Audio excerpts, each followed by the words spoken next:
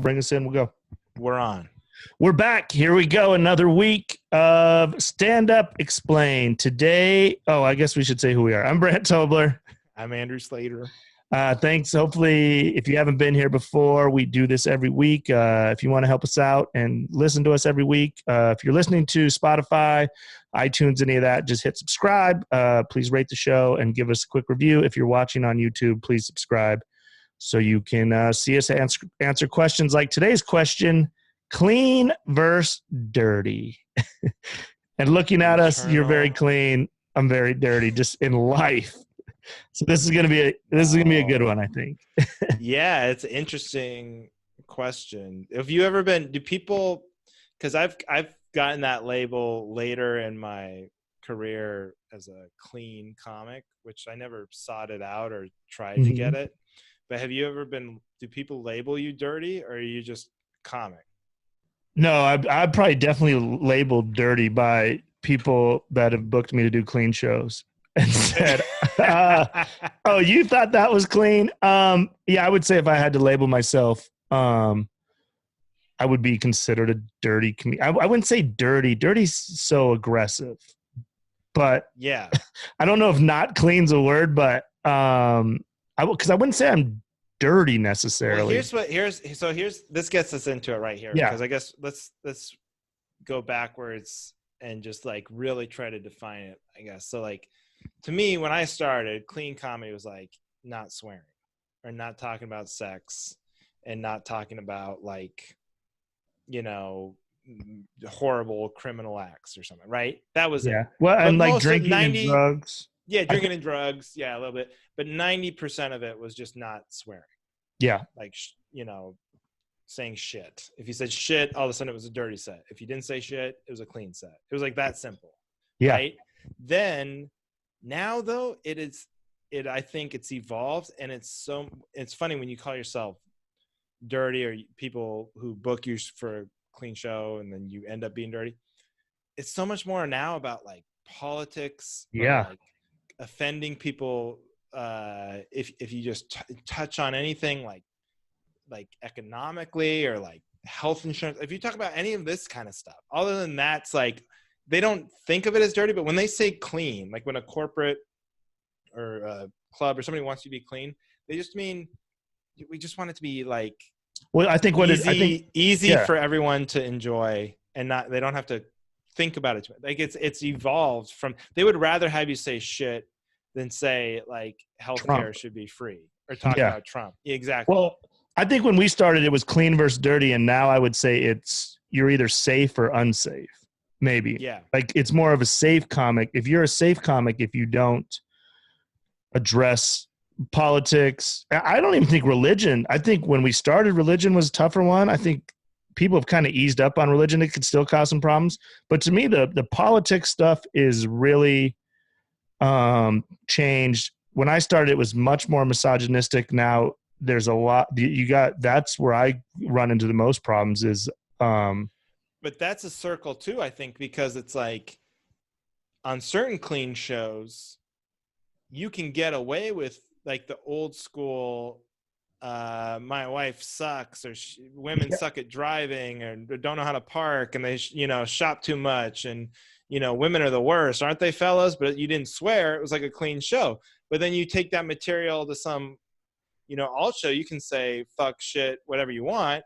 But then if you, like you said, if you say women suck at driving, you're going to get in trouble, So it's like, it is funny what is considered clean. Is also can be considered like super hacky, misogynistic, or racist, Yeah. And well, that's the thing is like different people with different expectations. If you're watching this, we would love to give you a definition of clean versus dirty. But I think that's kind of the problem is it really depends on the show. Like you're saying, some stuff, when I hear clean, I'm with you. I think don't cuss and stuff. But then so here in Denver at Comedy Works, we're supposed to be clean the whole month of December because they book Christmas parties. So if you work the club, you have to be clean that whole month. But I got in trouble when I first got here because my definition of clean was different than their definition of clean. Right. which was mine was just don't curse, but then no sexual endos, no, and then it got to be don't talk about politics, and then like I said, I think that's when it changed in my head. Like it's not even clean anymore. It's just like it would be safe or unsafe, but it's almost like bland or real comedy is what I would, in a way, when they do it, when they call you out like that. Well, there's something about like, well, here, for instance, this is a perfect example because this literally just happened. We took a break between recording episodes and I had to do one of these, I do some of these Zoom corporate comedy shows, right? And same thing, they want clean, but then who knows what that means? Honestly, if you slip and say shit, they would care less than if you started going in on Trump or something, right? Like it's not clean to say the president sucks for whatever reason, you know? But when they, so I got criticized. I've never gotten the boss was on the call and I got a text while I was performing. It was like, hey, more PG. And I texted after. I was like, which joke? I don't know what you were talking about. First of all, I'm not going to text. I like that they text you during your set. And that's a great part of Zoom comedy. You can go, wait a minute. That comic didn't say something I didn't like. I'm going to text him real quick. It's like, what am I supposed to do? The text heckle. Right. Oh, let me read what I just got from. So they didn't like, I had a punchline about a 6-bedroom house. I was making fun of these kids writing in sidewalk chalk, you know, that they're all going to make it. And, the guy's calling me right now. That they're all going to make it. And from their 6-bedroom house, it's like, of course you're going to make it. You know, so that the joke goes on from there. But he goes, they didn't like that because the lady who booked this whole thing lives in a 7-bedroom house. So that's not clean. Yeah. Right. But that's the problem. It's not clean to talk about people living in 7-bedroom houses, 6-bedroom. So, you know, you just really don't know. That's clean the thing that means you don't know till afterwards. Be afterward. Mad afterward. Yeah, you don't. The problem is everyone's definition of clean. You don't understand what clean is until the show's over and you crossed a line you didn't know. You know, like I was doing a corporate when I was making fun of Mormons, and then this Mormon lady got super mad, and I was like, "But you laughed at it. If I made fun of anyone else, it just right. It's so hard now." And I didn't swear when I made fun of Mormons. You know what I mean? Like that's what. Anyway, so I would just say like it's changing all the time, the definitions of clean versus dirty, because now you can go on, like I see people say shit on TV all the time. Like Conan. on Conan, on The Last Dance on ESPN. Yeah. Who was watching that Michael Jordan thing. They're like on ESPN 1, they're cursing. You have to go to ESPN 2 to get like the edited version where they're not cursing, you know, which is hilarious to me. But it's also like, I think people have just changed their morals on, probably for the best, on what's like, what's acceptable or not, you know. It's just, and it's so when we were starting out, and it's still, I guess, to this day, people are always like, if you stay clean, you're going to make more money because you can do any show, which I think was good advice, and I think it is true. But if I was going to say the clean versus dirty, in the clean versus dirty world now, these people are dirty on their podcast, dirty as they want to be, and then that's what the fans expect when they come. So like, I think it's kind of turned to two different worlds of comedy. If you're dirty on your podcast and you want to be like, talk about your life and have that world, you'll be very rich. And then you can go clean corporate colleges and also be successful. But when we were starting out, there was the older guys, I'm sure the same with you, the older guys above me are like, if you say that, you'll never survive in comedy, which just isn't the case anymore. Yeah. The business changed so fast. Like, with podcasts especially, I think you could drawing your own audience, right? If you can put butts in seats, you can say whatever you want. Mm-hmm. There is no clean versus dirty debate. It's for the people. The whole idea of working clean is to make money even when you aren't a draw. And by draw, I mean like you sell tickets just by you being there. Yeah. So like there's more there. That's still true. I think there is still more money out there if you are not famous or don't have any fan base whatsoever. But if you can go and do a show without cursing or pissing people off for like an hour, there's money in that for sure. Yeah, those people will always work because it's like a plug and play thing. It's kind of hard to find. And if you can do it and do it good, there's money. There's always going to be money doing that. But like, I think that it's like you said, it's just that's new. It's what that hasn't changed. What's changed is what is considered clean, right? Yeah. And then people always ask me, what should I be clean? Should I be dirty? You should just be yourself, as generic as that Right. is. If you're like a clean dude, then don't try to be someone you're not. And if you're like a degenerate, then just be I think the audience knows, I just am not like a clean dude. And then when I tried, I just think it was phony. And I think, as you guys have heard, when we talk about the most successful comics talk about their lives and who they are and are real about, what's going on with them. So if you're having that debate, just look in the mirror and try be honest with yourself. Are you a clean? I mean, there's a middle room, but you're gonna tend to go one direction, don't you think? Yeah, you don't want to be phony, that's for sure. Because Yeah. like, I could go up there and try and be like super dirty or something. People aren't gonna buy it, Yeah. Like, you gotta just. So when I started the club I started at, it had like a weird arbitrary. You couldn't say fuck. That was the rule. Couldn't say the F word. You could say shit. You could talk about whatever. But that to him, that was the difference. He wanted a clean club, and to him, that was the difference between clean and dirty. It was just fuck. That's it. Yeah. Only rule. It just seems so arbitrary, but it's like, okay. So the first like 2-3 years, 2 years of stand up, I mostly did that club. And so it was like, that's what I learned. I just never said fuck on stage. Yeah. And it kind of helped. I mean, it's kind of like an extra, it's like kind of wearing ankle weights or putting a donut on your bat or something where you have to work a little hard. Like you just have to think for one more second, like what would be a better word? Because I don't think there's nothing wrong with saying fuck on stage inherently. There's nothing wrong with it at all, really. Yeah. But like there is something where if you're constantly using it as a punchline or whatever, it just can wear off the effectiveness of the word. You just don't want to use any word more than Yeah. Well, and some people just don't like, I don't like the C word. I cringe when people say the C word. It's just not, I don't know why. It's just not a word for me. It's not something I say. So when I hear it, I'm just like, oh, I don't like that. But then some people love it, that's why we're in a hard spot is like, I'm with you. Like I've had so many gigs where like, okay, be clean. And then I'll go, okay. But then they'll be like, but not like super clean, but you can you can say just what you just said. You can say shit, but like, and then they just leave it up to your, up to your choice. And then that works 9 out of 10 times. But then when it doesn't work, they're like, why'd you do that? I'm like, well, you just said like, that's the hardest part of this. Everyone's definition of clean is so different. What they really mean is they don't want to hear any complaints. Yeah. Yeah. When they say they want a clean show, they just don't want anyone to be mad. And when clubs go, you can say whatever you want, they're totally fine with people complaining. The good clubs go, yeah, oh, you didn't like what you heard? Then sorry, that's just the way, that's comedy sometimes, But then like when clubs say, or people say, oh, we need it to be clean, they don't want feedback because either A, people are paying so much money for this, they're going to get the show that they ask for, right? They don't want to hear any complaints. Or there's some group like your Christmas party thing, right? That's big money. That's a lot of people. That's a lot of big groups. And they just don't want to screw that up. So they'd rather have you guys be clean than risk pissing off a bunch of Christmas parties.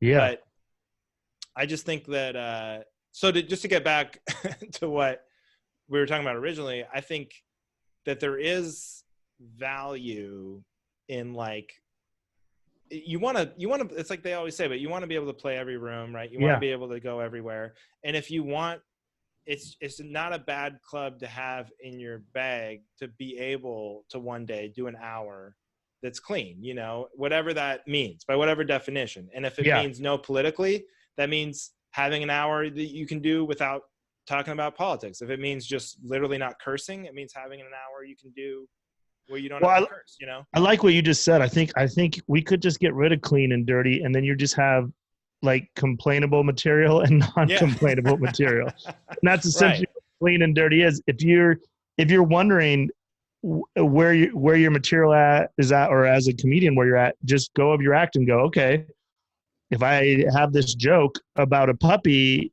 eating too much food, no complaints. If I have that same puppy getting hit by a car, we might get a complaint.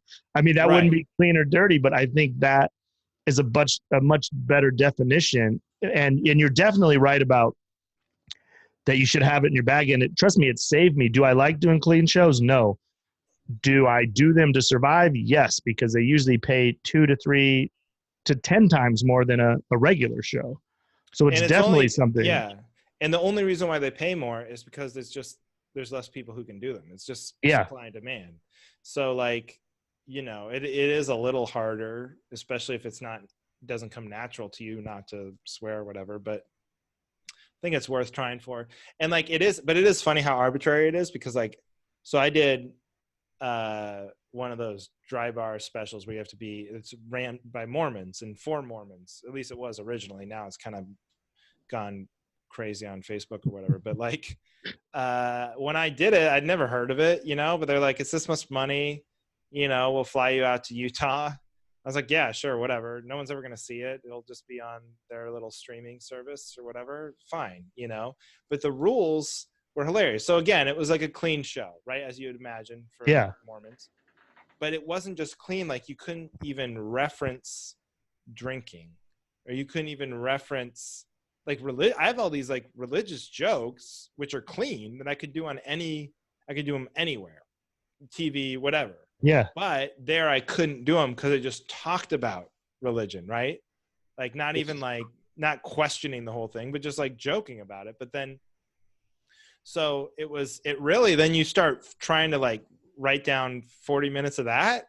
And it's like, all right, there's some handcuffs on here. You know what I mean? It's like hard to come up with. So it is just interesting, but it's like, but then it becomes like a challenge. It's like a game, you know? And it's like, can I jump through these hoops? But you're right. The best comedy or the best show atmosphere is just don't ever tell the comedian what to say at all. Exactly. Because then you can go see like, you know, like Ryan Hamilton, you could tell him that don't tell him what to say. And he's going to be super clean, but it'll still be better not giving him any topic constraints or anything. Because he's so funny. He might not talk about any of this. He might not say anything crazy. He might not curse or whatever. He's still going to be hilarious, and that's just going to be the best show environment. It's just no constraints on what the comedian says. But the reality is, you know, this is a business. You know, like we've talked about before, and well, that's the thing. No one's ever going to be, hey, don't be super clean. You're never going to have to worry about getting less. Oh, no, actually, that's not true. That's not true. That's funny. Oh, yeah. Yeah, I've had, because, like, again, with corporate, sometimes they're like, they'll tell you, like, they think they're edgy, you know? So they'll be like, oh, yeah, you don't have to be clean, you know? You can get, or this is the dirty show, and you can be dirty. But then they don't know that. And then if you go one step past what they were hoping for, he was offensive. And you're like, well, yeah, it was the dirty show. You said everybody had to be dirty. And I remember, go ahead. Sorry, real quick, but there's the club I started at. There's this guy named Kelly Farnsworth, and he was like an open micer guy, but he's just crazy. He, you know, we've talked about this before, but like what you do to get stage time. He repaired the hood fan in the kitchen, and then Terry, the owner, gave him spots. That was the relationship. We had a pool guy in Vegas that cleaned the owner's pool, and he got up whenever he wanted. Right. So he was hosting for I think it was Dave Attell or something, and or maybe it was it doesn't matter, but someone like Dave Attell, and he was so happy because it was the dirty show, you know. At least in his mind, he had built it up. Because Terry, again, he was like, "Don't say fuck." That was the one rule. You can't say fuck. Of course, David Tell is going to say what he wants, but the openers, you don't say fuck. So, like, Kelly goes up there, and he had all these parody songs. So all he did was change the words to the song, and he just put fucking in there, like every other word, and he just thought it'd be so much funnier. And Terry gets back, just starts lighting him like 3 minutes. Well, and you know what? I was just thinking about what you were saying too. The crazy part about it is you could do a 45-minute show and be clean for 42 minutes and do one joke that maybe has a sexual something in it. And they're just like, it was too dirty. It's like, I was clean the whole, you could be doing crowd work. I mean, we live Right. in fear of that here because when we have to be clean for December, it's like if you go into the crowd and then they say something and then and then you're like, then you say something off the cuff and then you're like, oh, now I'm in. It just like you said, the Right. best clubs. It just you never want to limit the comic. You got to trust the comic to use their better judgment. But I don't blame club owners because there are people. If when you're starting out, you'll go to open mics and you'll see the most incredible fucking abortion cunt death jokes and you'll just be like, oh my God, if I ran a business, I wouldn't want anyone saying that outside behind my business, more or less on Right. stage. But that what you just said is so interesting about the one crowd member, because like any clean show, 99% of the audience does want you to just say whatever you want. Yeah. They would love. They're only those rules are only in place for the one person who's gonna complain and get upset. You know, it's usually just one or two Yeah. people that these rules even exist for. Even like corporate shows or whatever, they put those rules in place just on the off chance that one person could get That Karen, mad. So Karen there's come. going to be, when you go into the crowd, right, you go, hey, what do you know, how did you guys meet? And they're like, oh, we're into S&M and she had me tied up in the basement. And then you go, oh, no, this is the clean shot. I can't, you know what I mean? But they would love for you to, they're only Yeah. saying that to mess with you, to try and get you to go there. But they, you know, Yeah. Then those rules exist for that one audience member. It's going to cause a problem. yeah, that's that, and that's what sucks. Like the analogy that just came to my head is like that's like if you're playing football, and the coach says don't pass it, and then all of a sudden you look and your guy down the field is so wide open, Right. the easiest score, and you're like, oh, let's get this touchdown, everyone will be happy, and then you'll be like, oh, I can't, and then you just get smothered, and you're like, God damn it, why couldn't I just throw this wide open touchdown pass, and everyone would be happy right now instead of now I'm laying on the ground, and everyone's like, why didn't he throw the touchdown right there? Well, it's like with colleges, right? We were talking about like you got, you know, you'll hear that if you want to get into the college market, like you got to be clean to work colleges. Well, no, you don't have to be clean to do the work. You got to be clean to get the booking. Mm-hmm. Like the clean part is for the college administrators and any parents that hear anything about the show. The kids who actually go to these shows would love nothing more than you to just talk about sex the whole time. That would kill. That would do way better. But then it's the people who are afraid, who get paychecks and stuff. They don't want you. So that's where the clean part is. So everyone's like, I can't do colleges because I don't have an hour clean or whatever. Another, You really only need like the showcase set clean. yeah. And then when you get there, you can kind of improvise. Well, that's the kind of rule I live by. Is like, just do whatever you have to do to get the show, and then just do good. But yeah, do good is way better than doing. Yeah. You'll get way more complaints bombing than you ever would not being. But another, well, you're just talking about colleges, but another thing we both went through, which is crazy, is that we were both lucky enough to go overseas and perform for the troops. And that's the same shit that happened. You're in a bar with a bunch of 18, 20, 21-year-olds that are risking their life and they're drinking. And then they'll be like, hey, guys, keep it clean. I'm like, these are fucking savages right here. They want to party and talk about sex and wild. And they're like, look. And I'm just like, all right. These guys only signed up for taking a bullet and watching their friends die in the mud. They did not sign up to hear a bunch of dirty jokes. Yeah. From comedians. When I went over, I went with 3 other comedians, and I was like, and the first night we followed the rules, and we all ate it, and they were looking at us like, hey man, we're adults, like what are these fucking kitten jokes? And then so the next night I was like, you know what, I'm just gonna go first, guys. I'm gonna take this bullet. This is the closest I'll get to be military tough. And then we just said fuck it, and we didn't go super dirty, but we ramped it up a little bit. And then once the person that was worried saw what a great time all the soldiers were having, then we were fine. We just had to prove, oh no, they're going to like this. That's the thing. If you just trust us to use our best judgment, most of the time we're going to get it right. It's people that don't know about comedy telling us how we should do our job is when it is a disaster. Yeah, I did one for, because there's a bunch of different organizations, but one of them that I did was for Navy Entertainment. And they hadn't done stand-up in a long time. And the woman who booked it even told us, she was like, it was because we got too many complaints. It was too offensive. Because it's not just soldiers, too. Sometimes you're doing these bases and they bring their families or whatever. So sometimes they're more conservative and all that. But so the first place we went, we did a show, and she's in our ear about being clean, you know. But then I don't know if we were in Germany or something. But anyway, they let someone from the base who like been there years and years and years and was into stand up and did it 30 years ago and was on the radio. He was a black guy, which is important for what's coming next. But then they said, you can host. And then he brought us up. And he probably said the N-word like 100 times in 10 minutes. And like the commander guy or whatever was there. And she's like, see, this is why we don't do stand-up. We're getting all these complaints.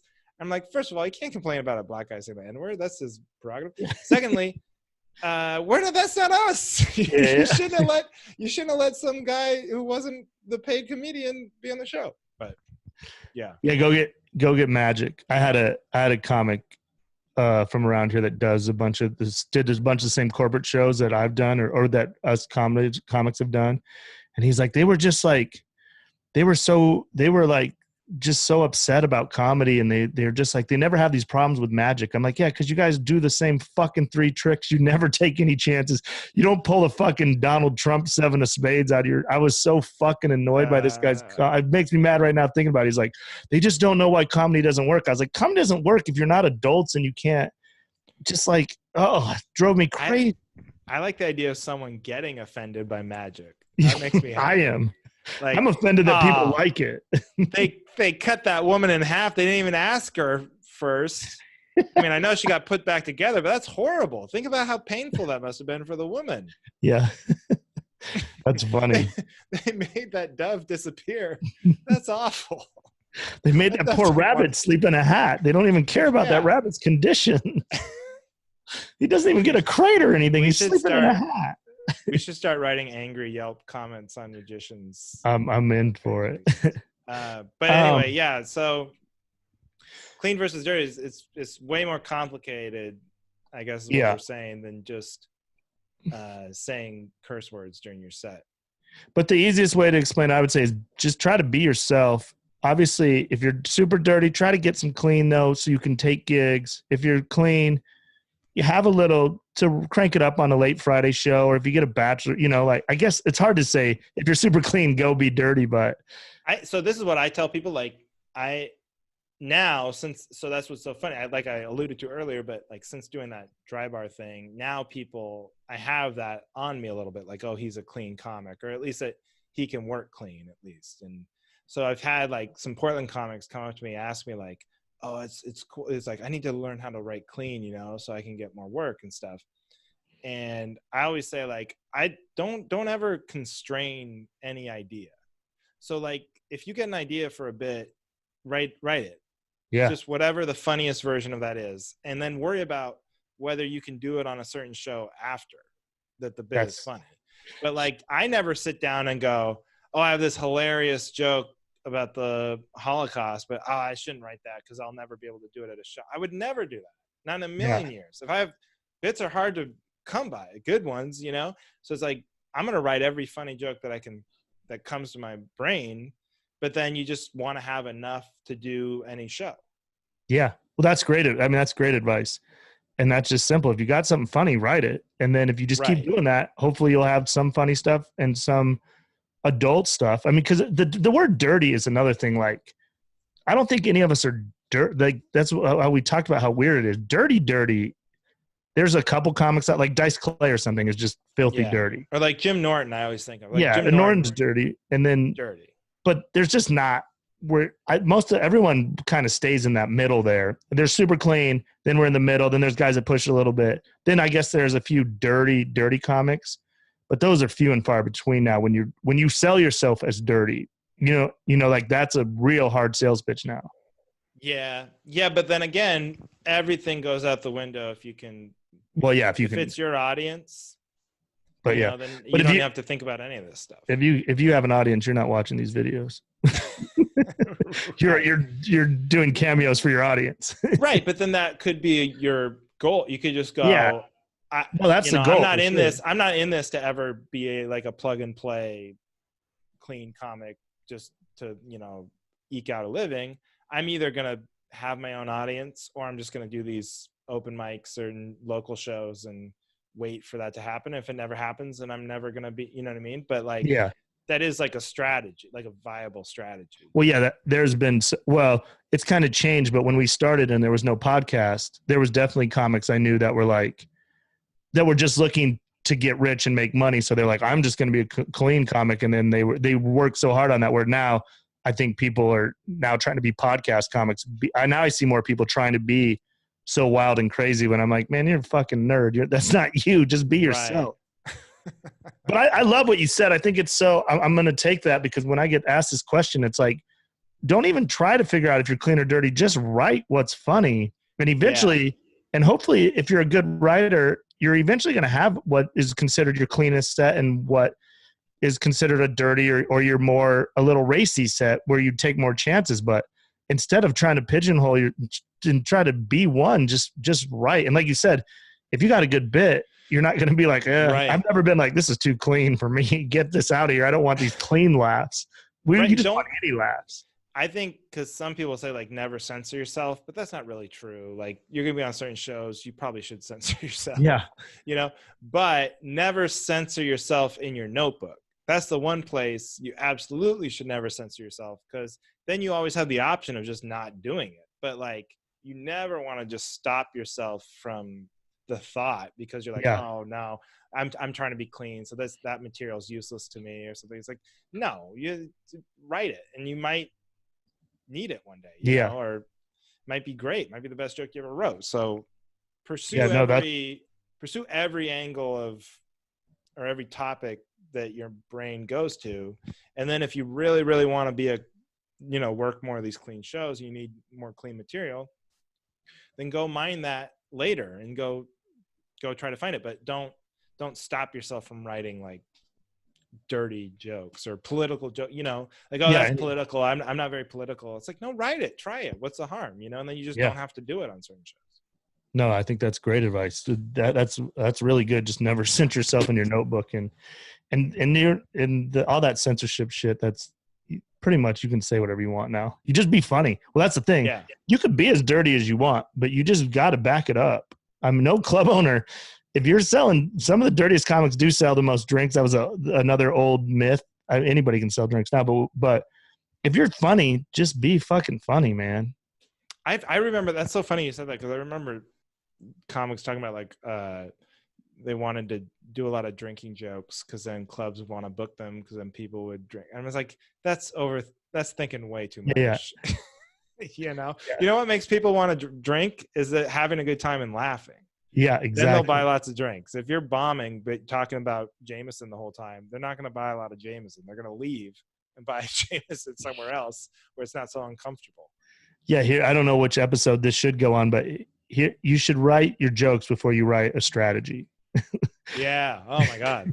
Just get funny, and then the strategy, the path will take you where you need to go. Yeah. But just like you said, like, well, I'm going to write Jameson jokes because on Wednesday nights they do a Jameson special, and I bet if I could sell a lot of Jameson, then they'll bring me back every Wednesday night. I was like, I guess that might work, but that's not.